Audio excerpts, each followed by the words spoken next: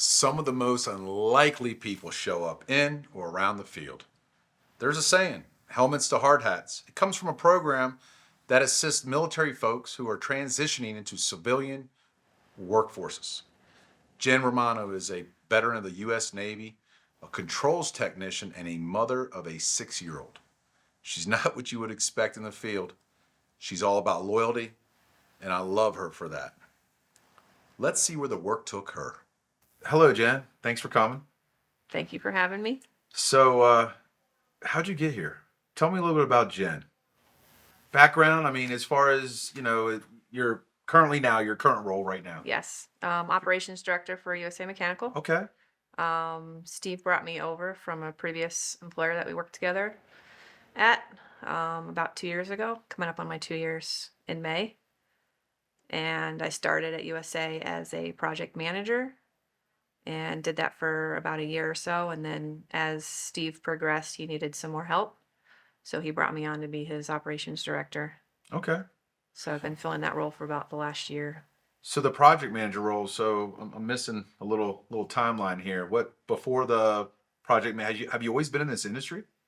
I've been in HVAC controls from 2013 Mm-hmm. and left in 2022 to join USA Mechanical to do the mechanical side of things. Prior to that, I was in the military. Military. What branch? Navy. I joined in 2005 and got out in 2023 or 2013, correction. So what you do in the military? Were you on like a submarine? A lot of people are, they think Navy, submarine, or fighter jets. What did you do? My training was in nuclear power. I was electronics technician. Wow. So I did training down in South Carolina as the main schoolhouse training. And then you get assigned either to stay in South Carolina on an old submarine that they train you to actually operate, or you go up to New York and they have a similar platform that you also train on. So I went up to New York for about 4 years, got picked up as a staff member to teach after I did my initial training. Usually the pipeline will have you go to the field, or you can do training if you're one of the top students. So I stayed on, did training for about 3 or 4 years, and then moved on to Virginia to work on an aircraft carrier. Langley? No, What? Hampton Roads area. Oh, Norfolk. Yep, Norfolk. Oh, Yep. okay. So I was in the shipyard initially when I came to the ship, and that was in Newport News. And I spent about 1.5 years there, and then we took her out at the end of my time there and took her to Norfolk after we did some sea trials. This background, military, moving around a lot, nuclear energy. Nuclear So basically, power, a yes. nuclear sub, a nuke, Yeah, right? yeah. So the Navy has nuclear-powered aircraft carriers and nuclear-powered subs. Wow. So those are 2 platforms that if you're a nuke, you can work on. So I trained on the sub platform for most of my time, so I was a little more familiar with that. And then my last 2 years I spent on the carrier learning that platform.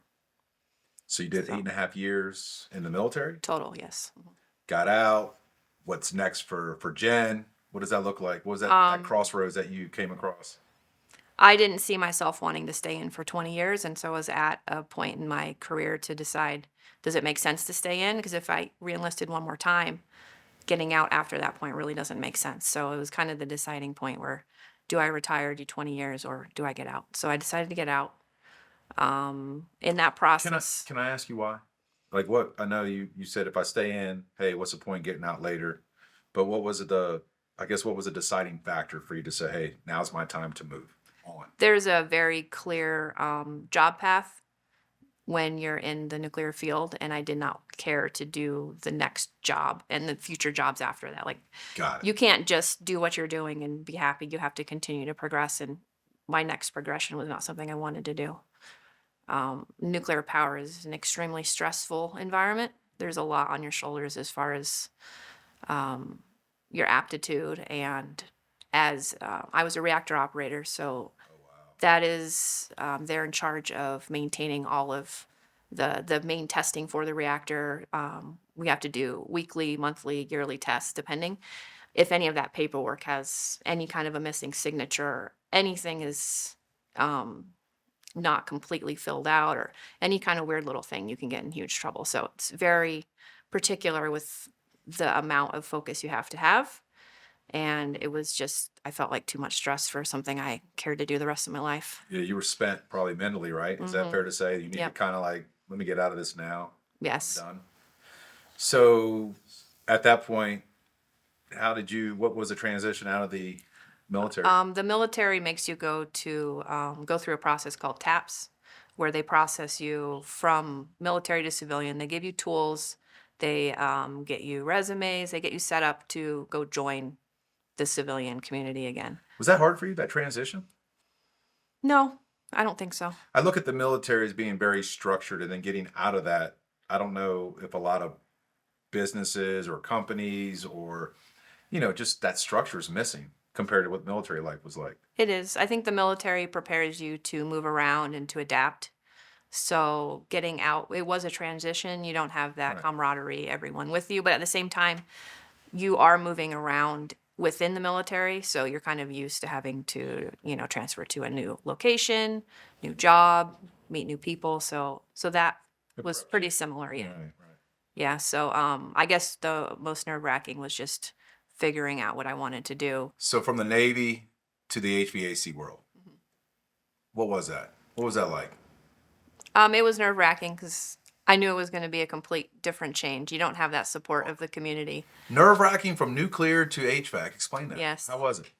Um, So initially, I did some training in the office when I first started. I was building controls automation technician is what I was originally hired for when I got into the trade, and so I did my initial training because we don't have to do licensing in Connecticut, and my first on-the-job training was Discovery Museum in Bridgeport, Connecticut. Right. Why are you smiling? You gotta. Well, so I live on the other side of Connecticut. So to start off the day, it was about an hour and a half drive to just to get to the site, which I wasn't expecting that. I didn't know what the trade was like. And in Connecticut, there's a lot of travel. It's your first day, like actually seeing what it's like Yep.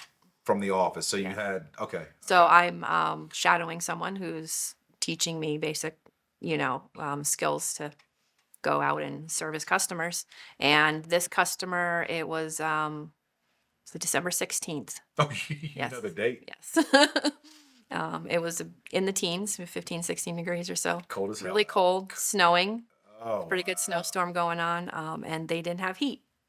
So it was an emergency call. everybody's upset. Yes, yes. So we get in there and trying to figure out why the person I'm with, the technician, why they don't have heat. We're going through with the system, and in the building automation system, you can look through the logic and you find out everything looks like it wants to turn on, but for some reason the unit's not turning on, which could be a freeze stat has tripped possibly, Right. keeping the fan from starting. So we go down there, we're looking at the unit. Thankfully, the unit's inside, not out on the roof. We start poking around, trying to figure out why it's not starting. And the person I was with who was training me also didn't have a lot of on-the-job experience. He had maybe 4 or 5 months on the job at that point himself. Nice. You feel like you were set up? No, I mean, it's just the way it was. We were a very young Right. team, so we're all kind Yeah. of teaching ourselves. It actually made us really close and really strong. So Okay. I think it was a smart move. But that day, maybe not the smartest move to have us both together. So we're looking, trying to find this free stat. And the guy decides to turn this little key. It's in a box, thinking that might be the free stat to try and reset it. It was not the free stat. It was a fire alarm. Oh. So he turns the key, sets off the fire alarm. We have to evacuate the whole You dumped the whole building. museum. Yep. So we're all in the freezing cold God. temperatures in the snowstorm. I don't know why there's people in the museum to begin with, but there were. So all the customers have to come out, and the fire team has to go in and make sure everything's actually okay, because they can't just say, okay, well, it was a mistake and can cancel the alarm. So they go in, they clear the building. We go back in. What is he? What is he thinking? I mean, you had to have a moment where you both looked at each other and were like, I had no idea. I was like, I don't know. I don't know what a free stat looks like. I had no idea. I mean, the military, we don't have, that's not anything I've dealt with. So right. my vocabulary was very limited at that point. I knew more of the control side of things because that's what I had done before. So the actual physical mechanical side of things, I Everybody's staring sure at you. Yep. Did you have like The company customer was gear pretty on? upset. Oh So yeah, they, yes. everybody knew like it Yep. was you all. Yep. We had our logoed shirts on and everything, and we're all standing up there Broadcasting the company name. feeling And like all. idiots. Yep.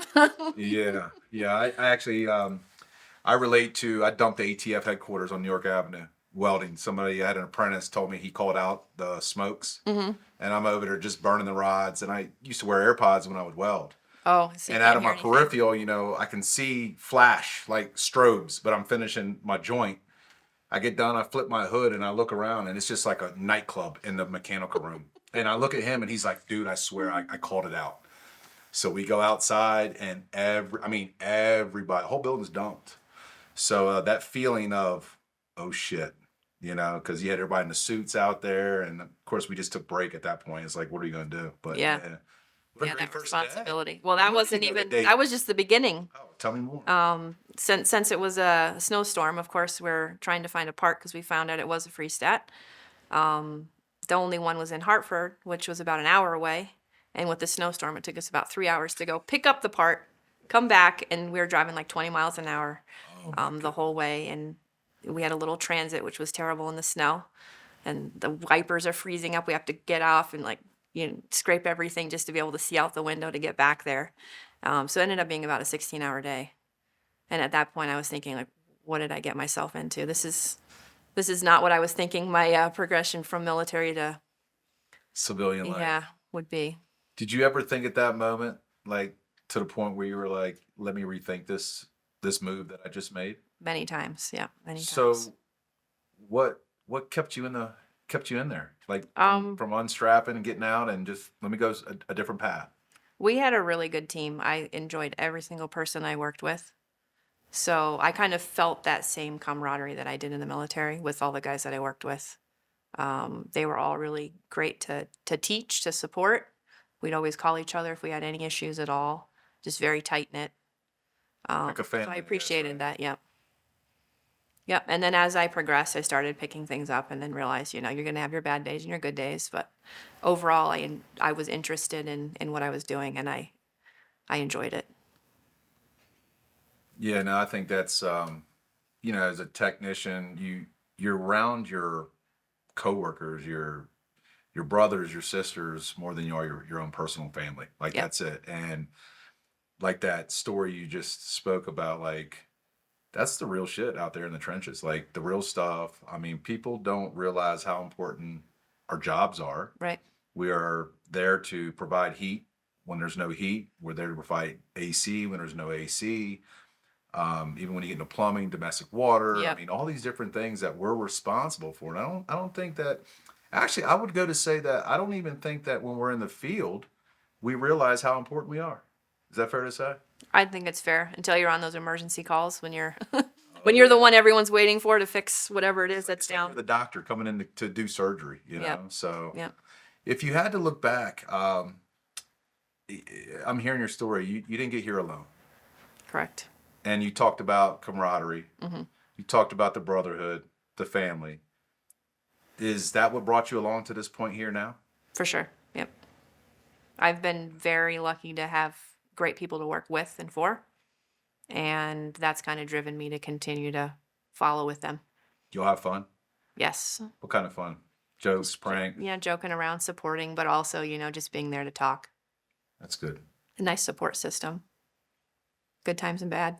So is there anything that sticks out where, maybe some things got real bad? A screw up, major screw up. Does anything ring out with you? Has it ever happened in your career with the HVAC world? I've been pretty fortunate, thankfully, to not have anything serious happen. If you had to look back and speak to Jen way back when, at a younger 17, 20, whatever, just entering the field, technicians, apprentices, helpers, what would you tell them now with what you've experienced? I think you have to make the most out of it.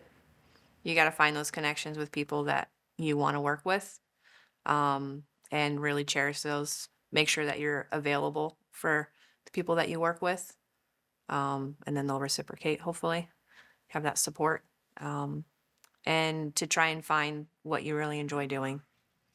So if you're currently in part of the trade where maybe you don't really like that part, but maybe you see someone else that is doing something that is really interesting to you, to try your best to either get the certification or the licensing to go down that path. You don't have to be stuck doing something that you don't enjoy doing. Do you find the younger generations are a little bit more difficult to work with and support, or do you see them not, um, I guess, struggling, so to speak? You Mhm. know what I mean? Like, as Mhm. far as, I've noticed it from my own personal experience that you have to monitor that a lot more than you would, years ago. I think they need a lot of support. They need that community around them. They seem to want to maybe give up if things get a little too difficult. So allowing them that extra support to either talk or to get extra training or whatever it is to keep them engaged, I think is important. I think they're willing to kind of hop around a lot more. So if you can show them, what about whatever it is they're working on currently is exciting and interesting, maybe you can get them to want to continue doing what they're already doing. They don't feel the need to have to go somewhere else. We've seen a lot of technicians come and go, tap out. What's the secret ingredient? What is it? What is it they're missing? Some resiliency. I think they need to stick it out a little longer, not give up the minute something becomes difficult. If they feel like they don't have all the tools to be successful, they need to speak up, ask whoever is in charge of them for more training, for some one-on-one support, maybe even just to ride along with another person to learn something that they're stuck on. They get a little better experience and practice with whatever it is that they're doing. Can you get good at what you do in just 8 hours a day and 40 hours a week? No, got to put in some extra time. What does that look like? So like in controls, you would probably go watch a bunch of YouTube videos and learn some of the networking maybe that's slowing you down, or maybe electrical theory. Um, you constantly have to expand yourself. And I think if you're continuously training, you're going to be a more well-rounded individual and more flexible. So you are able to do multiple things, not just one singular job. I like to compare technicians in the field as like athletes. We are athletes out there because athletes, they train around the clock. They have to constantly get better. They have to put the work in. Hmm. And it's 40 hours a week, but that's not where you get good. You get good outside of that. Yes. So, yeah, I agree with that. And not giving up, continuing to try to figure it out, because even if you're not making much progress for a while, you might eventually, and then you'll really know Right before next the magic time. happens. Mhm. People tap out right before the magic starts to happen. Yep. No, I agree. Why do you feel this podcast is so important for our industry, for people in the field to hear and listen? I think a lot of people in the field get stuck in the day to day. They're traditional 8 hours a day. They're done for the day. They go home. They don't really think about doing anything more than that.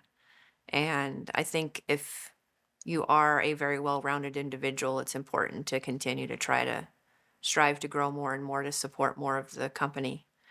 Um, because the field experience, you're going to be able to support the field as you grow in the company. Any regrets? Nope. You live a happy life? Yes. Awesome. It's great to hear. I think the military definitely kind of fosters that team working relationship. So finding a group of people in the HVAC industry that also beat to that same drum was kind of a relief. It was comforting. It's what you knew. Yeah, it's what I knew. So it's something I definitely prioritize, people and relationships, a lot over even just the job itself. It doesn't become a job anymore, right? Right. You're having fun and you work with people that you are Trying caring to do the about. best for the people you work with. That's it. That's it. Jen, thanks for coming today. I appreciate it. Coming all the way out here from Connecticut to share your story. It's great to hear what you've been through, how you got here, and it sounds like you're not done yet. It sounds like you still got some moving going on here. Yes, hopefully. We keep growing. Thank you. Thank you for having me.